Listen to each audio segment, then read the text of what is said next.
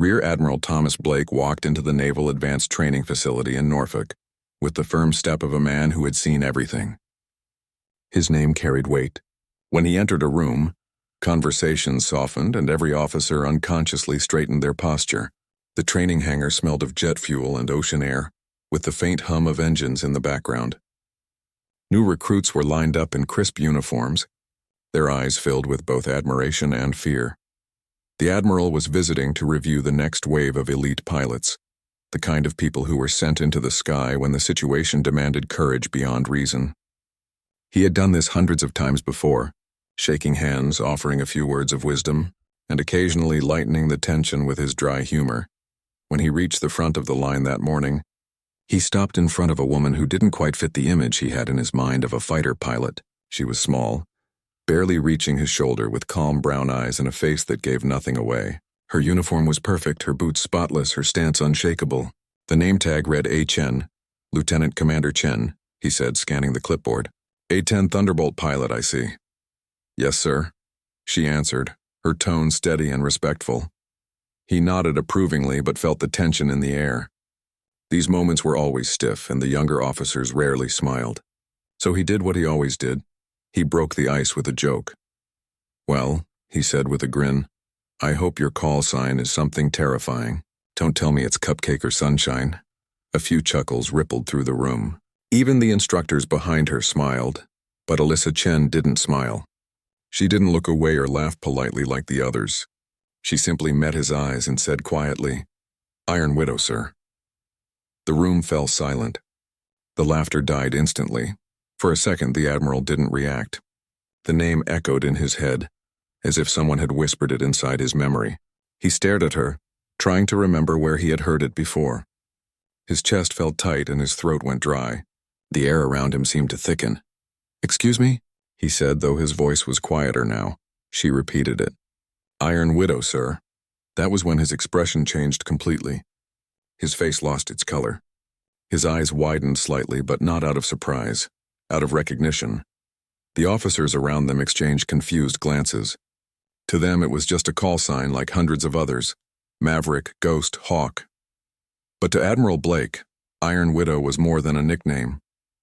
It was a name he had read in a classified report 2 years earlier. He took an unsteady breath, and the clipboard in his hand trembled slightly. He set it down before anyone could notice. Dismissed, he said abruptly to the group. Everyone except Lieutenant Commander Chen. The pilots hesitated, unsure what had just happened, but followed orders. The sound of boots echoed down the hall as they left, leaving the hangar strangely quiet. Alyssa remained where she was, still at attention, her eyes forward. When the door closed behind the last person, the Admiral turned toward her. For a long moment, he said nothing. The air between them was heavy with unspoken questions. Your call sign, he began slowly. Where did it come from? Alyssa hesitated, as if deciding how much to say. It was given to me during an operation, sir, she said finally. I didn't choose it. The Admiral nodded faintly. Operation Silent Depths, Arabian Sea? She looked up sharply. Yes, sir. You know about that mission? He gave a short, bitter laugh. I know enough. He sank into the nearest chair, his hand pressing against his forehead. You were the pilot who went back for the extraction team. She didn't respond immediately. Her voice, when it came, was calm but carried a quiet weight. Yes, sir. I was ordered to return to base. But one of our ground units hadn't made it to the chopper. I stayed to keep the area clear until they could evacuate. The Admiral's eyes were distant now, filled with memories that he had tried hard to bury. My son was on that team, he said softly. Alyssa blinked, her breath catching slightly. Your son? He nodded. Lieutenant Mark Blake, SEAL Team 9. Her eyes widened in recognition. I remember that name. The Admiral looked up at her. He mentioned you. In his final transmission, the report said your aircraft took heavy fire. You stayed in the air until everyone was safe. Alyssa's gaze lowered for a moment. Almost everyone, sir. The silence that followed stretched for several seconds. Outside, the sound of waves hitting the docks filled the emptiness between them. He studied her face, calm, disciplined, and yet carrying something he recognized instantly, grief that had learned to hide itself. I read your name once, he said, his voice breaking slightly. I didn't realize you were still serving. Yes, sir. she replied quietly. I stayed on. He leaned back in his chair, his eyes glistening. That call sign, Iron Widow. It wasn't just about your plane, was it? Alyssa hesitated again, then spoke. No, sir. It was for my co-pilot. He didn't make it back. The Admiral nodded slowly, understanding more than she said. She went on, her words soft but steady. He stayed with me when I decided not to turn back. We both knew it wasn't in the mission orders, but I couldn't leave those men unprotected. The enemy was closing in on their position. I did what I thought was right. The Admiral looked at her with a mixture of pain and admiration. You did what others wouldn't have had the courage to do. Alyssa didn't answer. She didn't see herself as brave, just responsible. He took a deep breath, the kind that felt like it came from somewhere years deep. You know, he said quietly, the official report said my son's last message was incomplete, but I saw the transcript. His last words were, Iron Widow's got me. Alyssa's eyes glistened for the first time. He said that? The Admiral nodded. He did. She stood there silent, absorbing those words. The Admiral slowly rose from his seat and approached her. When I made that joke earlier, he said softly, I had no idea who you were. I didn't mean, she interrupted gently. It's all right, sir. You couldn't have known. He looked at her, really looked at her, and saw the quiet strength in her posture, the way she stood with discipline but carried invisible scars. You remind me of him, he said. The same calm under pressure, the same way of not saying more than you have to. Alyssa gave a faint, almost shy smile. He was brave, sir. He didn't give up even when it got impossible. I saw that. The Admiral turned away for a moment, pretending to adjust his uniform, hiding the emotion rising in his throat. He used to write me every few weeks, he said quietly. Said his team had a guardian angel in the sky, a pilot who flew lower than anyone else dared. Alyssa looked down at her boots. That was probably me, sir. He smiled sadly. I think it was. They both stood there for a long moment in silence, two soldiers from different worlds connected by the same unspoken grief. Then the Admiral broke the silence. I'd like to know what happened that night, he said. If you can tell me, Alyssa nodded. Yes, sir. She took a deep breath and began to tell him, not with military precision but with human honesty. We were monitoring the extraction zone when the weather started turning bad. Visibility dropped. Command ordered us to return to base, but we could still hear the SEAL team's radio chatter. They were pinned down near the shore. Their evacuation bird was delayed. I knew if we left, they'd have no cover. She paused, remembering every second like it was still happening. My co-pilot, Lieutenant Harrison, looked at me and said, if we stay, we might not make it back. I said, if we go, they definitely won't. He just smiled and said, then I guess we're staying. Her voice was soft, almost breaking, but steady enough to continue. We circled for nearly an hour. The engines were screaming. The plane was shaking. But we stayed until we heard the evac chopper call out that everyone was on board. That's when we took a hit on the right wing. I lost control for a few seconds, but Harris managed to reroute power. She closed her eyes briefly, seeing it all again. We made it back to base barely. When we landed, Harris didn't respond. He was gone. That's when they called me Iron Widow. The Admiral said nothing. He just listened, every word cutting deep but also bringing a kind of peace he hadn't known he needed. Finally, he said quietly, I never got to thank you. Alyssa shook her head. You don't have to, sir. But he stepped closer, his voice firm again, though softer than before. I do. You brought my son home. You gave me the chance to say goodbye properly. That matters more than you know. She swallowed hard. He deserved that, sir. The Admiral nodded. And so did you. There was something healing in that moment. A bridge built from shared loss. Respect, and the strange grace that comes from surviving when others don't. He extended his hand. But halfway through, he changed his mind. He straightened his back and saluted her instead. A full, formal salute from a superior officer to a subordinate, yet filled with something deeper. Gratitude. Alyssa, surprised, quickly returned the salute. Their eyes met, and in that silent exchange, the past 2 years of pain and memory found their place. Then, in a voice barely above a whisper, the Admiral said, You may not realize it. Lieutenant Commander, but your courage changed more lives than you'll ever know. Alyssa held his gaze for a moment, then replied softly, "Courage isn't about not being afraid, sir. It's about doing it anyway." He smiled faintly, his eyes glistening again. "My son used to say that too."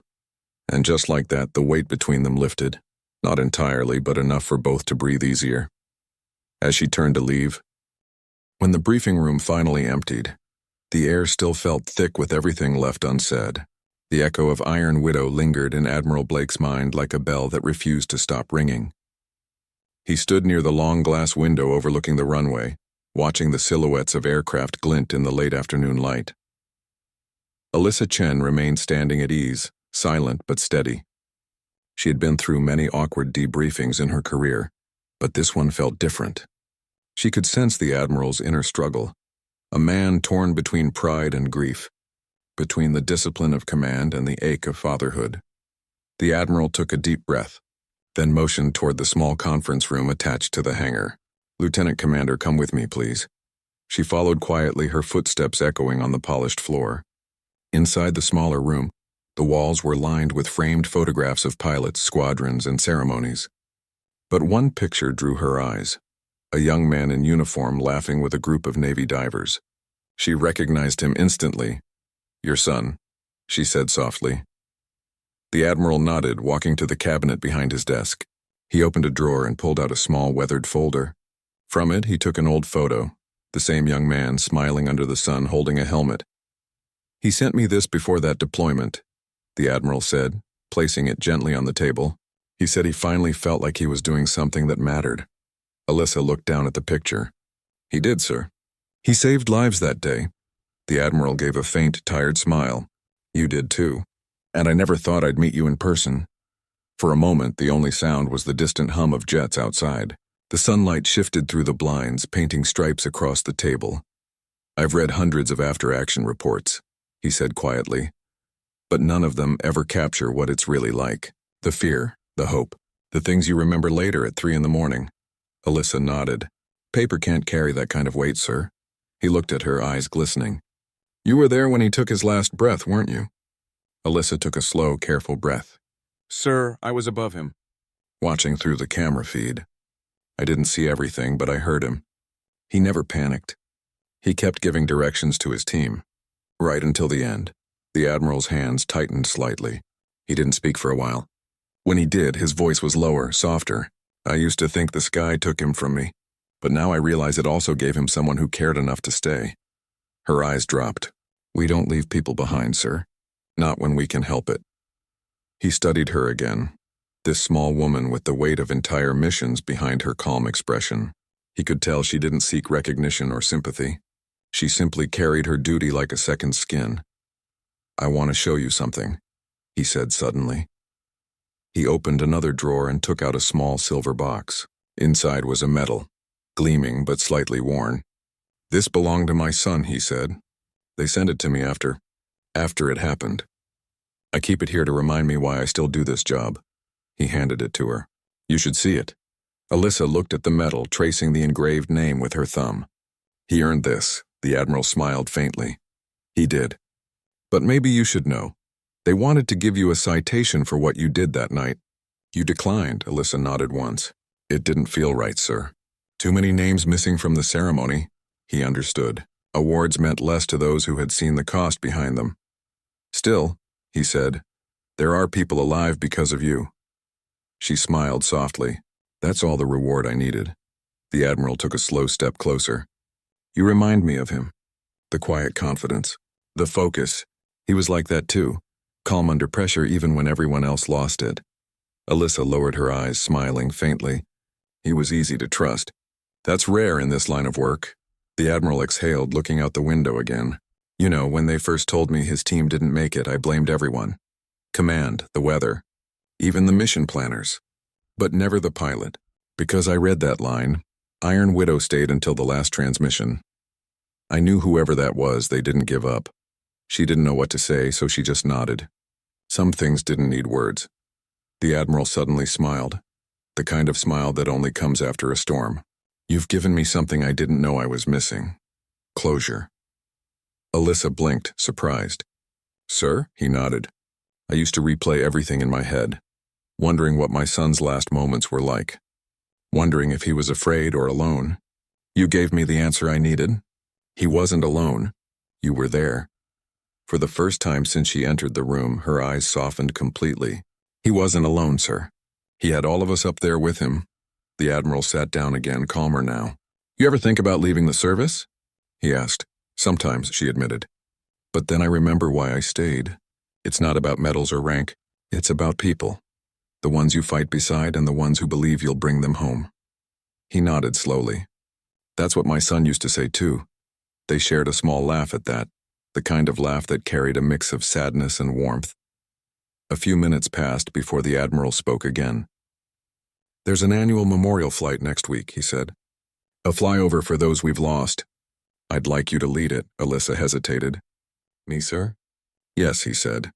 If you're willing, I think it would mean something to him. And to me? Her throat tightened slightly. I'd be honored, sir, the Admiral smiled. Good. Then it's settled. The day of the memorial came with clear skies and calm winds, the kind of day pilots pray for. The airfield was lined with flags and families of fallen service members gathered along the runway, clutching photos, holding hands. Admiral Blake stood at the front, his uniform perfectly pressed, a small silver box in his hand, his son's medal. Beside him stood Alyssa, her flight suit immaculate, her helmet tucked under her arm. When her name was called, she stepped forward. The announcer's voice carried through the speakers. Lieutenant Commander Alyssa Chen, call sign Iron Widow. A quiet murmur went through the crowd. Many had heard the name before, whispered in training rooms and memorial halls, spoken with respect. The Admiral turned to her and said softly, Fly safe, Commander. She nodded. Always, sir. As she climbed into the cockpit of her jet, she took a moment to breathe. The sky above was an endless canvas of blue. She strapped in, flipped the switches, and felt the familiar vibration of the engines coming to life beneath her. Control. Iron Widow ready for takeoff, she said into her headset. Copy that. Iron Widow. Cleared for takeoff runway 27. She smiled slightly. The call sign didn't sting the way it used to. Today it felt like a tribute, not a wound. The jet roared forward, gathering speed until the ground fell away beneath her. The base, the people, the flags, they all shrank into tiny shapes as she climbed higher, breaking through the thin layer of clouds. From the ground, the spectators shielded their eyes against the sunlight, watching as the formation of aircraft soared overhead in perfect precision. When the lead jet, Alyssa's, reached the designated point, one plane peeled away into the distance, a traditional missing man maneuver. The crowd fell silent. Some people wiped away tears.